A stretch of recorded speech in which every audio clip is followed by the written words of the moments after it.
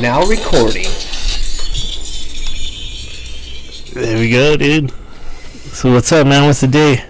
Today is Sunday, like every other week, huh? The date. 22nd. Boom. Hit it on the block. Say a couple what's ups. Bull, I know you're listening and cracking your ass up every week. Appreciate it. Who's that? J-Bone. Yeah, J-Bone. No, the KB. Bull. Oh, okay. Bull, yeah. Who do we got? Got 2 new listeners. We're going to shout out to. You keep track of that shit, Fraser. Yeah, I know. It's fun, though. I appreciate all the new likes and everybody coming in there. You know, it's cool. So this guy's Tim from Lodi, 22-year-old. Okay. Fucking what is that? Not a Gen Xer. He's a what? Millennial. We got a millennial listener. There we go. Is that what it is? The millennials are what grade age group? I think they go to like 36 or something. Really? Maybe 18 to 36. 18 to 36 is millennial? Yeah. And then we're Gen X. That's what we are? And I think the one between us is Generation Y. Oh, I don't know. I'll keep track. I don't either, dude. You sounds like you know what's going on. I don't know. No, I don't know. And then let's see, Marla from San Antonio. Marla Maples? Quite possibly. 33 years old. What's up, Marla? Big M. Got a bunch of people that want to shout outs, man. It's all good. Isabel, Maya, Gomez.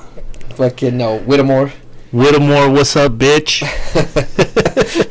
What were you telling the story about when Whittemore got hit by a fucking vehicle when we were kids? That was Flory, dude. Flory, I don't remember even getting ran over, but Flory was telling that story, dude. Hey, he got hit or something, right? So, yeah, I guess we used to live right there by the flea market. Yeah, and okay. fucking you got high traffic right there, so you're out riding your bike and shit. So Flory was saying, I wasn't here, but I remember this story. So they're out riding bikes, and fucking Chris goes out in front of a car, fucking hits him like 40, 45 miles an hour. You know, and Chris was a big kid, dude. Uh-huh. He fucked that car up, boy. They sued Chris? Yeah. Fucking sued his ass, dude. No, I mean, he got fucked up. I guess his mom came out running, yelling at Flory, like Flory was the one driving the car or something. But they were kids, dude. Flory could have had something to do with that. You know what, man? That reminds me. It wasn't even on the board, but I was rolling with E-Rock. You know, he lived over there. You know where E-Rock lived? Yeah, right. And in Galt, we only have, I don't know, maybe like 6 or 7 black families when we were younger. You know what I mean? So okay. you know everyone like that. Right. There was only like when we were kids, it was like 4,500 people in Galt or something like that. Yeah, it wasn't too many. Yeah. But rolling with E-Rock and his mom's 88 Tempo. Remember that blue or gray colored Tempo? And we're coming around the corner right by Jason Crawford's house. This little kid comes running out. You could tell he was running from something, dude. And he ran in between the 2 cars. Fucking E-Rock hits the kid. Oh, no shit? Dude, yeah. He hits the kid. The kid rolls on the fucking hood, up on top of the car. Comes off the other side like Batman. And he takes off running again, dude. Well, E-Rock's Asian, and Asians don't know how to drive, right? I know, but we knew it was like one of Jason's cousins or something, you know? Oh, really? Yeah, so we went and chased him down just to see if he's all right and shit, and then his mom came out fucking wanted to whip his ass. I guess he was in trouble, and he jumped out the window at the house. I get you. He was in trouble. Yeah, and E-Rock thought fucking he was going to jail and shit, you know, because he hit a little kid. But well, when E-Rock was taking a driver's training course with Mr. Champ, he, you know, in the Galt Warriors gate that was open, yeah, you'd open up, E-Rock came in and scraped the whole side of the fucking vehicle all the way down, fucked it up. Yeah, that motherfucker shouldn't be driving. You know, I don't even think they offer that kind of shit now for high school. I think they do. You just got to pay for it. It just costs a fee. And my daughter took it in high school for the last 5 years, 6 years, and it was just a fee that we had to pay. But when I took it, we were partying every night. So we were partying every night. We were partying over there with the mother-daughter combo. Oh, yeah, remember that? Yeah. We never talked about that. But I would go from there, get a ride over to driver's training, or drive over to driver's training, still halfway drunk, and go behind the wheel and do driver's training with Champ, man. That's where I learned to drive stick shift, was that Subaru she had, man. Oh, really? You remember her mom would take us out to like fucking Lake Comanche or out to the fish hatchery and shit, drinking wine coolers. Buying alcohol for us all the time. Yeah, borrowing James, dude. What a fucking... And the only reason I handled that is that one time is because Flory was going out with her, and Flory's like, dude, I want to break up with her. I was like, all right, I'll handle this. I don't know nothing about that. I do, and Flory was trying to say that I did some shit, but I did it on his... He gave me an order. He gave me a directive. His name is Kevin Frazier. Yeah. His address, his phone number. He represents himself. I'm just saying. I didn't drop any names right there. So, you just said everybody's name. You just said her last name. What did I say, dude? I don't know. I didn't say the mom or the daughter, man. What? It's real, dude. Yeah, I know. It could be any set of mom or daughters, dude, that drink wine coolers. I don't know. And like, what was that band? She liked the fucking rock and roll band, dude. You fucking hit their name, but you didn't hide Flory's name. What? The one friend. Dude, we were like... No, you're 15, 16 years old, dude. I mean, that's it. That's Kevin Frazier. You're like 16 years old, dude. Oh, I know. It was back when we were little fucking kids, dude. I mean, come on. Mm-hmm. You can't. My wife gets mad at me for something I did when I was 16. She needs to fucking rethink that. That's Kevin Frazier. Come on, man. Middle name John. So, we did have a Galt icon go down this week, man. Coach Veach, Mr. Veach, passed away this week, dude. Get our subject on teachers, but I'd like to tell his family and most of us, this teacher we had was in the, I don't know, 40 years or something, man. I mean, a long time. Tom Veach. Yeah. Yep. I actually really like Tom, Mr. I did too. I did too. I mean, in my yearbook, he wrote, when you write your first book, don't forget about me. I remember one little quick story when we were in his class. We did a lot of crazy shit in his class, and he was a cool guy, you know. I remember, I don't know why I remember this specifically, but he was like just sitting there somber, sitting behind his desk, and he was like, you know, we always wrote these short stories, and I enjoyed writing the short stories. I know a lot of people are like, fuck, but I enjoyed it. So I wrote this short story about Alvaro Martin and another girl in the class. Like, it was like fucking stupid. Like, they were fucking, and it was just some fucking, and he let me read it out loud, and he was fucking laughing so hard, he was tearing up. And after the class, everybody got out, he called me over here. He goes, hey, come here for a second. He goes, I'm having a rough time of it right now, you know, my personal life. He goes, but I'm gonna tell you what, that fucking made my day, and I appreciate that fucking story. Yeah. You know, keep doing what you're doing. He was kind of a I don't know, a motivator. He's a motivator. He's good. I had several heart-to-heart talks with him, and this is fucking weird shit, man. I'm at Seacliff Beach in Santa Cruz, I don't know, like 15 years ago, and I hear these loud asses behind me, and it's Larry Tosta and Tom Veach, dude. Oh, really? They're fucking back there kicking a few back, and I sat down and talked with them a minute. And then another time I went to the Jim Rome show in Sac.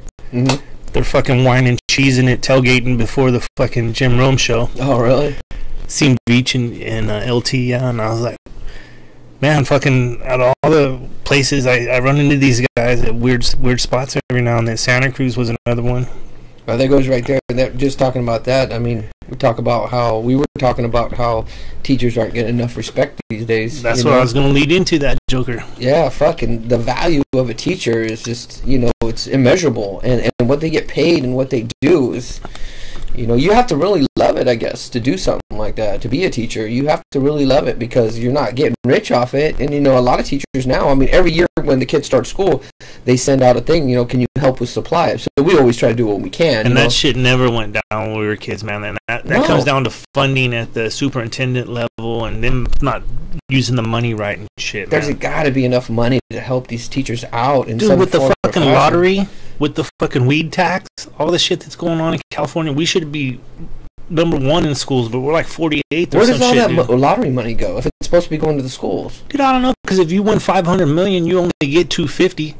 The rest is going to, the other $250 is going to taxes and shit. It's supposed to be going to the school, right? And we've had like fucking $3 billion lottery things in the last, so there's fucking $2 billion right there, man. Yeah, I don't just know. in taxes. Yeah, it gets gobbled up and fucking where no one knows where it's going. But you know, we hit that up on the fellas line the other day about teachers. You know, you got teachers in your life that you'll remember forever, man.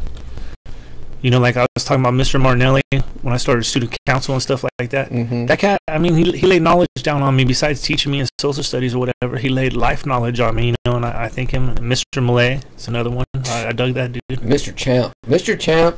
Champ was a beast, dude. He was just like, I mean, he taught industrial arts, wood shop, and drafting and stuff, but his effect on you, his interaction with you changed, you know, who you were. He actually one time, he was just, oh, he took a special liking to me, but he came to my house one time in Thornton when I lived up in Thornton, and he and I wasn't there. I was at Flory's house, and he goes, "Hey, I'm here to pick up David. I want to take him to this." It was something with his Army Reserves, but it was to just meet different people of different like architects and like engineers. Job opportunity. Yeah, and he goes, "I'm here to pick him up. I want to take him to this." So my mom called me over there, and she said, "Hey, your teacher, Mr. Champ's here."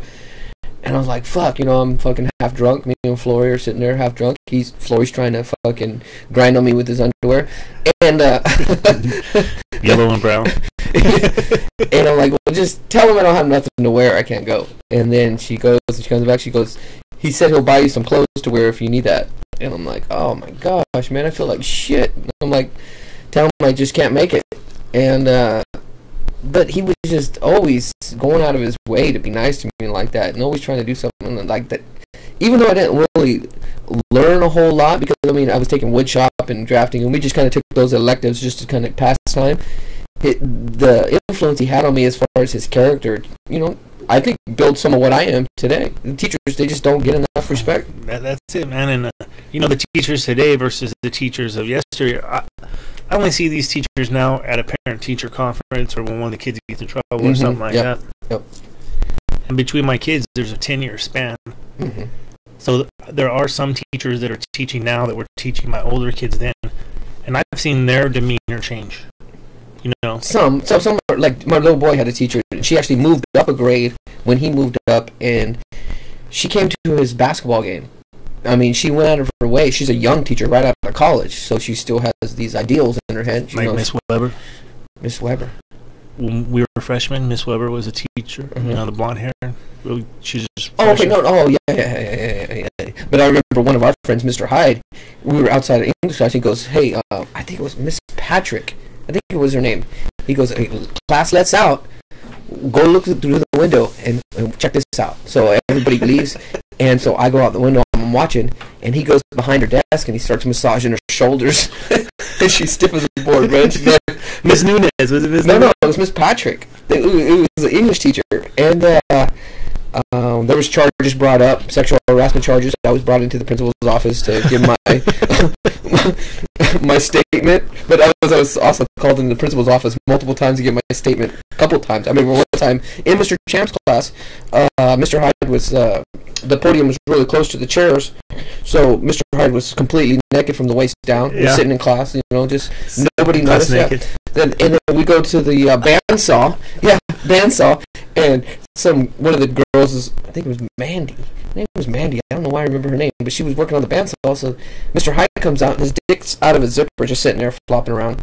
And she turns around, she sees it, and immediately she fucking tells the teacher, and the teacher calls him in the office, and then it goes to the principal office, and I get called to the principal office, and they ask me what happened. I said, oh, he had a broomstick sticking out. It wasn't his actual dick. It was his dick.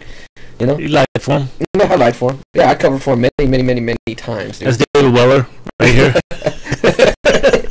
They're trying to solve that case. But yeah, teachers don't get enough credit for what they do and how they affect people's lives. It's too bad. And you know, I do got some teachers the kids got that I remember now too. And you know, we got like Christina Hoff's a teacher now. Yeah, she's a great person. You know, she's a good lady. She's always been a good lady. Good person, yeah. And my kids, you know, I think she's named Miss Lori now. Oh, really? Because she got married and stuff. And where were all these fucking women teachers who fucking all these young fucking got kids? And we didn't see none of that, dude. I don't know. Berlin was close, dude. Speaking of Berlin, Miss Berlin. Yeah. You remember her? No, I know, but Spanish teacher? I don't want to say anything that would incriminate anybody. I'm just saying, I partied at her house a couple times. I don't know. I wasn't her type. She's a Spanish teacher, right? She had a specific type she liked, so. Español. Mexicanos. But, you know, I know Casey's a teacher, been a teacher for years. He's an art teacher, right? Yeah. He's a good teacher, man. He's a good dude. Yeah. He's always a good dude. I'm sure there's a lot of good teachers. There's a lot of good people. I'm just talking about the respect that they don't get, that they should get, the value. They should definitely be paid a lot more, you know. And then, well, you know, I've heard that argued too, because they get more time off than any other profession. So if you take the amount of days, like you were saying with the carpenters, right? They work for 3 months and they got 3 months off. They make $40 an hour, but they're really making $20 an hour, right?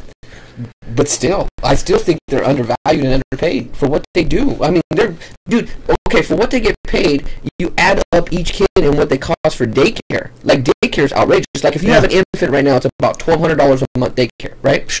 Probably more, dude. Yeah, maybe more. So let's just say, okay, so a kid that age is going to school from like 1st to 6th grade or whatever, that daycare fee is about $700 a month.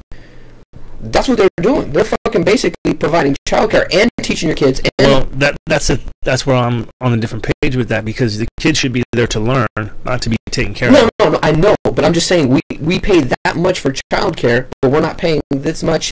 The state is not paying this much to these teachers that should deserve at least that amount. That's where that bridge of the top percent and the you know, the poverty level. That's where that shit is. There's the middle class is just shrinking. And it's a good show with teachers, man. Yeah.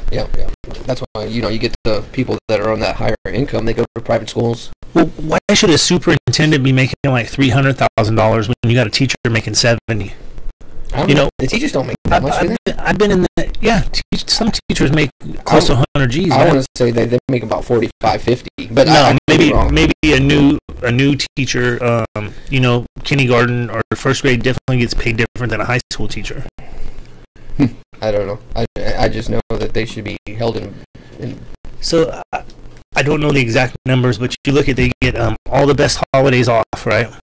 They get Christmas off, they get Thanksgiving off, they get Easter off, spring break, all that kind of stuff, right?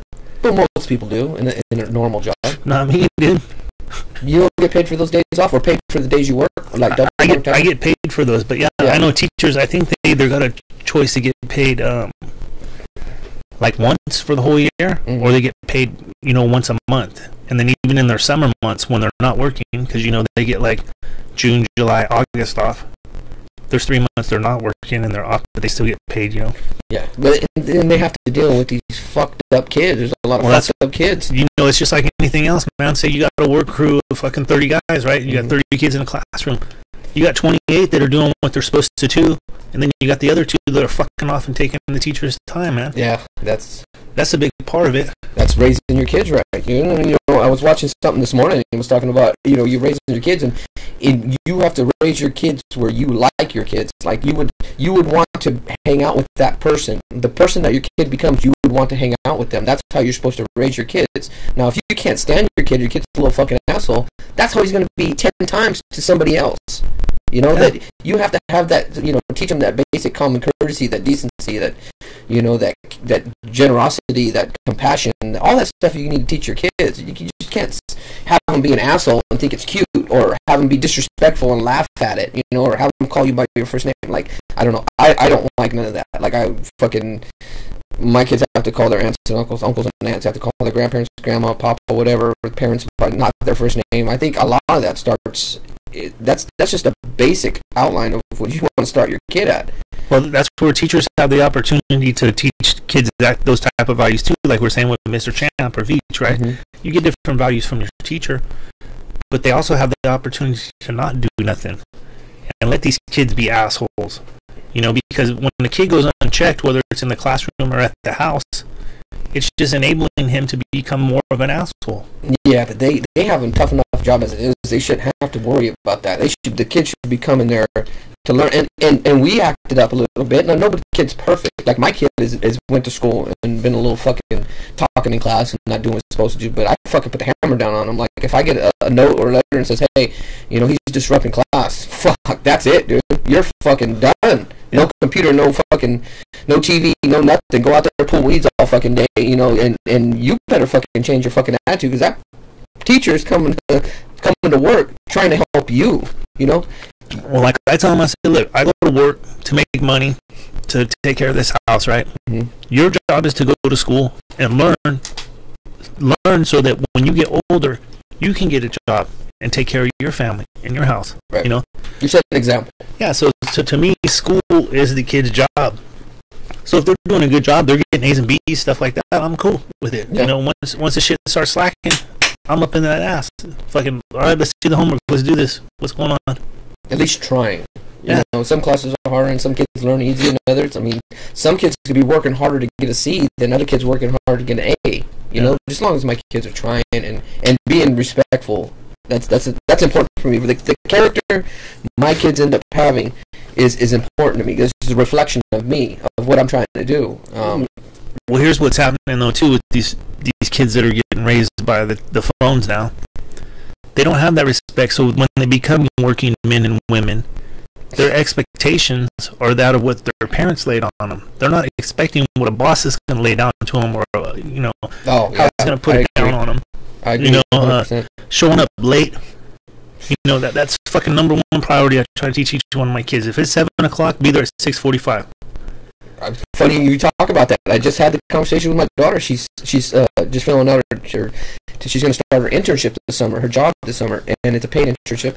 So I told her, whatever you do, don't be fucking late. Like at work. And she's like, and I was talking to my wife about this. I would rather have, you got two people. One guy is a better worker than the other person, but if that person shows up on time every day, when I had time for me to lay people off, because it's construction, you just have to do it. It's the worst part of it, but you have to do it. The person who's late is the first person to get laid off, because the most important thing to me is showing up on availability. Yeah, so I told her, if you're late to your fucking job one time, I will be so disappointed in you. So disappointed in you. You can go, you can make mistakes, whatever you try, but do not be fucking late. That's my pet peeve. I mean, I've been working construction for 25 years, and I commute sometimes 2 or 3 hours. I've been late like 3 times in my life, you know, in traffic. You know, there's no reason for it. There's absolutely no reason for it. No, you should plan to be there, like I said, 15 minutes early. Nobody's ever going to get mad at you if you're 15 minutes early. No, I'm 45 minutes early every day to work. And here's my other thing. Like when we go do stuff, I'm like, babe, let's get there early. If we're supposed to be there at 7, let's be there at 6:45. If we like the vibe, what's going on, we can stay, kick it, whatever. It's respect for that person's time. That's right. You're respecting their time. Yeah. But if it's shitty, a bad situation, I'm not getting along with the people, I don't like them or whatever, because you showed up early, you can leave early. Yeah. Yeah. You know, you can't show up late and leave early. That's a double dutch. Double dutch. Yeah, think about it, man. You're fucking them at the start time and on the end time. That's like DG. Every time you're inviting DG somewhere, he's always the first person there. It's just something embedded in his brain that he has to be on time. He's organized. It shows military, man. It shows a lot of your character. Yeah. No, and respect for the other person. And respect for that person's time. Yeah. You know, we went to church, and the pastor was talking about people walking in while he's giving a sermon. He's like, these people have no respect for my time and your time. Like, there's no reason to be late. You know, respect people's time. That's just showing you value their time less than yours. Yeah. You know, and that's the same with self-involvement. People are so self-involved nowadays. So, some of them do it purposely, though, man. I think they want to be late because they're late. They're like, oh yeah, I'm late. I'm running a little late. You know, it's like an attention thing. I can't handle being late, dude. I break out in hives. Like, I fucking start fucking shaking and shit. I can't be late. I just rather not go. Let's just not go there. If we're gonna go and be 20 minutes late to somebody that's waiting for us, fuck it. Call them and tell them we're not gonna be there, because we're just not gonna go, because I can't be fucking late anymore. Yeah, no, and that's a good thing to have, man. But you know, getting onto that respect for the working man thing, dude, it's gone. It's in decline. It's not there. You're no longer hey Joe, the good plumber, or fucking Tim, the great electrician. You know what I mean? You're a number now. But they're devaluing that labor force. They're making it like we're being an electrician or a carpenter or a fucking roofer or a landscaper. They're making their value less than now. Like, well, I'm not going to be that. I'm not going to be a fucking roofer. I'm not going to be a sheetrocker. Like, I don't want to end up like that. No, there's a respect to having that trade. Like, I have a certain amount of pride when we drive by something and say, I built that hotel, or we built that restaurant, or we built those apartments, or we built that, whatever it is. You know, I did that. Like, that's up because I went there and I did that. I fucking figured out all the windows and doors, and, you know, I did that. there's still a level of, you should have a level of value for that. Like, there's no level of value for that anymore. It was like, well, I don't want to end up as a plumber. There's value in being a plumber. Well, I had this conversation with my wife about it because she's in the medical field, so she deals with doctors, right? Mm-hmm. I said there's only so many working parts in the body, and I know we got like 211 bones or something, right? And you have like, I don't know, 16 organs, right? You only have so many parts in the body. Okay. So a doctor to me is like a mechanic for the body. And because there's life on the line or the ability to receive payment for that, doctors get paid a premium, right? Right, because the most valuable thing on this earth is you. Yeah, so you can't have an illegal or a non-union type doctor come in and do surgery. You know what I mean? Everything's fucking, there's rules to it where even doctors that have been there 10 years, if they haven't passed this class or taken updates and shit, they can't perform that surgery even though they've been doing this surgery for fucking 10 years, you know what I mean? Right. There's all kinds of shit on there like that. Well, I see cars the same way. Cars are just like a person a car is, right?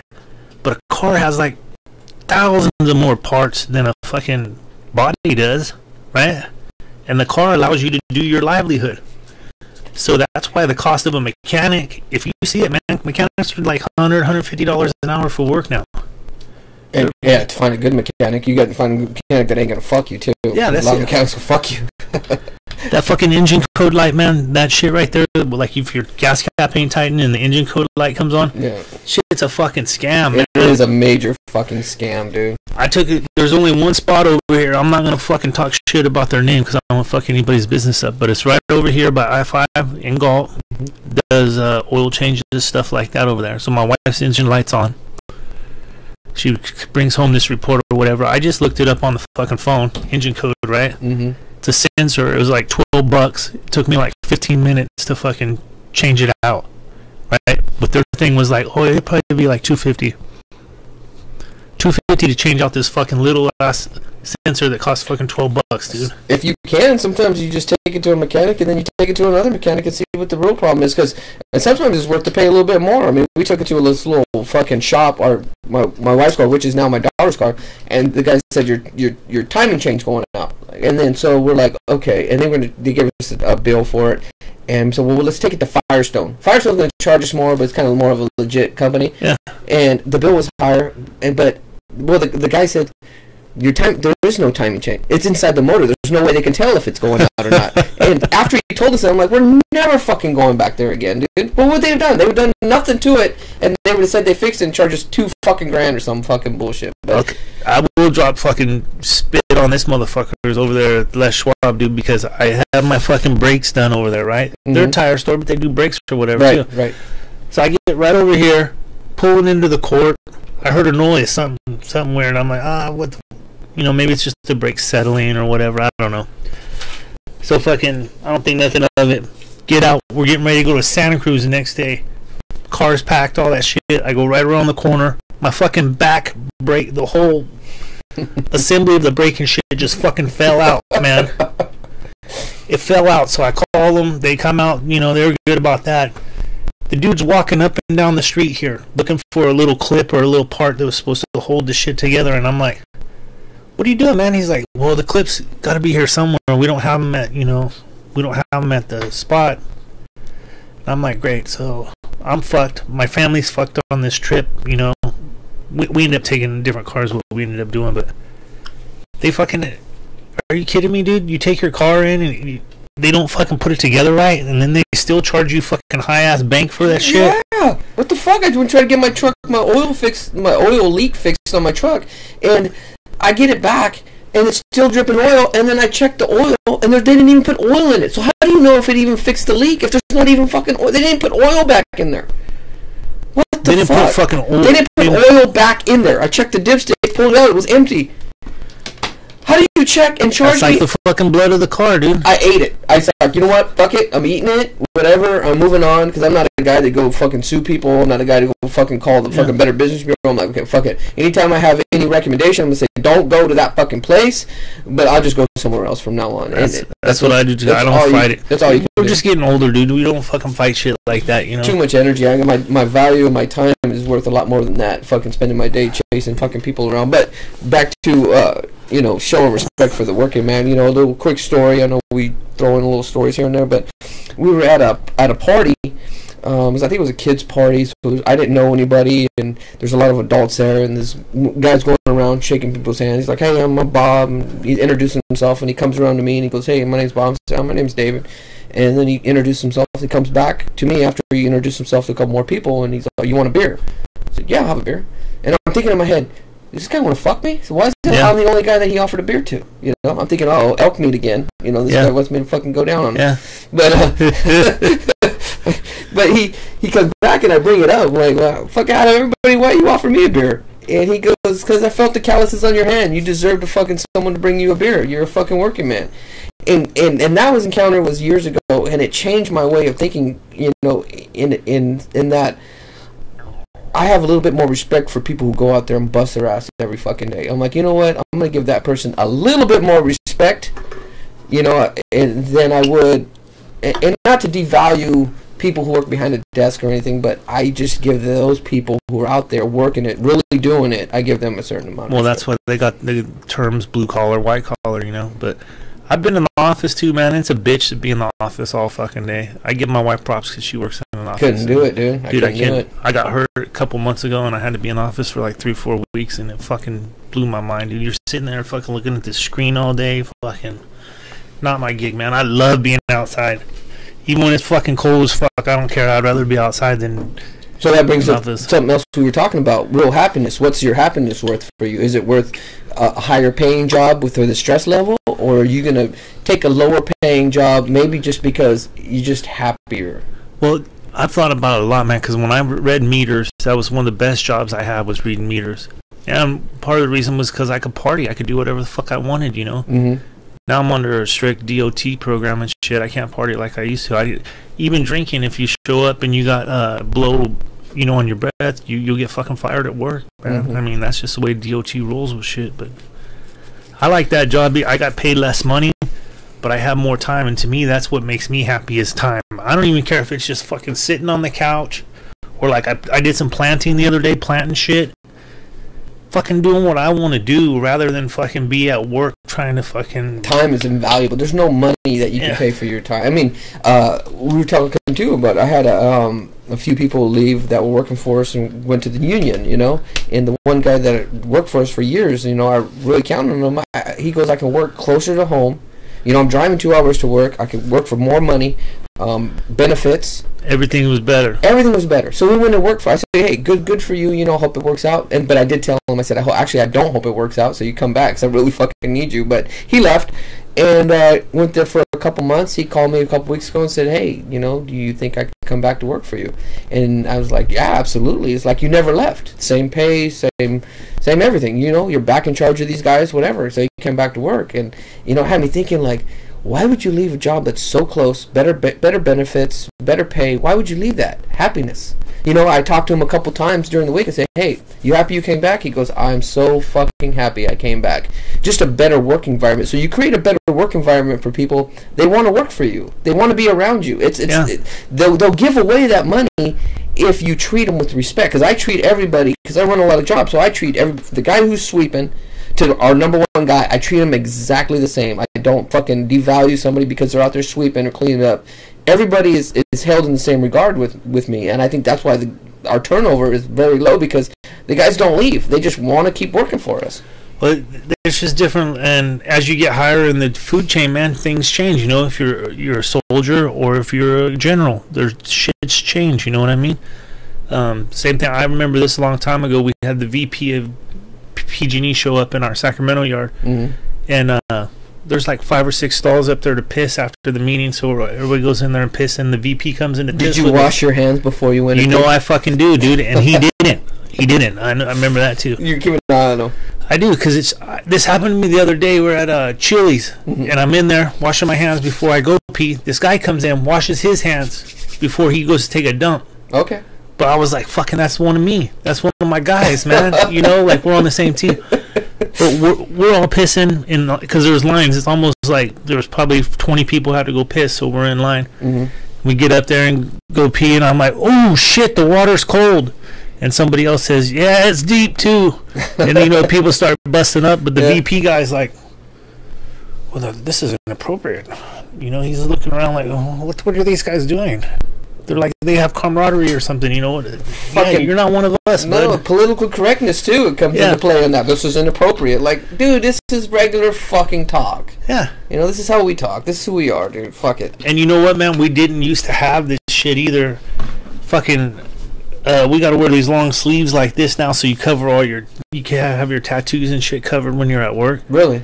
Dude, they call it some other shit for safety or whatever, but that's what it is. They don't want the public to see your tattoos or whatever. But we got dudes that are fucking blasted, you know, all their dick and stuff, so you get back on that way. But you know, that fucking higher lower thing, man, I heard some shit about Amazon. That's why I wanted to hit on, dude, where you got Amazon. To me, it's American dream. This guy, for like 10 years, he didn't make a fucking cent, you know what I mean? Jeff Bezos. That, yeah. I mean, he was just fucking plugging along, and then all of a sudden shit changed, and now he's like the richest man in the world, dude. I mean, fucking depending on his stock price during the day or whatever. But why doesn't this cat fucking blow up his employees, man? Where his if you look at the median income for an Amazon employee, it's like $14 an hour. You know, in some states that's cool, but here in California, you know, they just opened that one in Tracy. Fuck, that's what they pay you. You go In-N-Out Burger, that's what they fucking pay you. I know, man, and I'm like, fucking, this guy's the richest guy in the world. Walmart. Why can't they fucking kick down, though? Where is this point where it seemed like back when I used to make like $50,000 a year, our CEO would make like $2 million a year. But now you get where you're making $100,000 a year. Now the CEO is making $12 million a year. You see, the gap is to fucking... Go on the richest people list, especially richest women. Like, the 5 out of the top 10 are from Walmart, or Walmart heirs. Yeah. Like, you're making billions of dollars, and you're paying these people shit. That's it. You know, the lowest of the pay, you go to job, you know, they're paying you shit.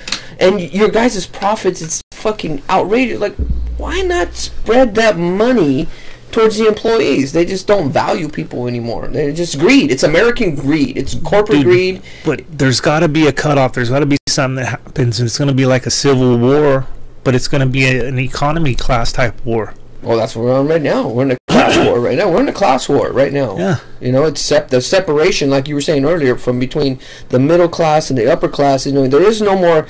It's going to be where there's no real lower class. It's going to be lower middle class and upper class. That's what it's going to be. There's no going to be, because you could make now, and it sounds like you're making a lot, between 80 to 100 grand a year, but that's not a whole lot of money. No, dude. If you make over 150, you can't claim your kids anymore. Is that true? You can't fucking claim your kids. They won't. That's a write-off they don't allow you to have now.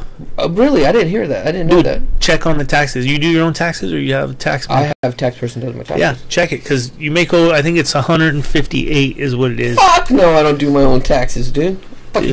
Fuck yeah, I am.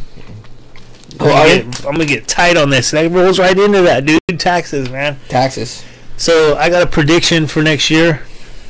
In California here, I think the housing market is gonna fucking dump big time, and it's because let's give you an example. Like, I owe $300 on my house. I pay $20,000 in taxes every year.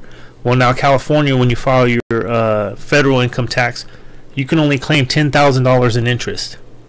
So that other 10 of the 20 is fucking gone. It's lost. That's bullshit. It is. So somebody's got a $500,000 mortgage and they're paying fucking $30,000 in interest a year. They're losing 20 grand in write-off right there. I mean, shouldn't you have the option to take that? I understand that you've got a bigger tax break now. It doubled from 12.5 to 25 or something like that, right? Yeah. Shouldn't you have an option to say, you know what? I don't want to take that. I want to do my write-offs. I want to write this stuff. Shouldn't you have an option? Because you're the taxpayer. You should have an option. You know what it is, bro.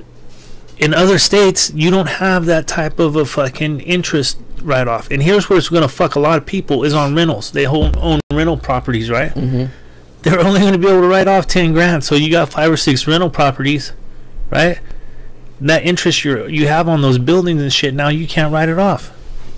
Yeah, they're not. You watch. There's nobody looking out for the working man. Nobody. No, and it's coming, and a lot of people are just fucking watching Kardashians or whatever the fuck, The Voice on TV, and they're not paying attention to what's happening, man.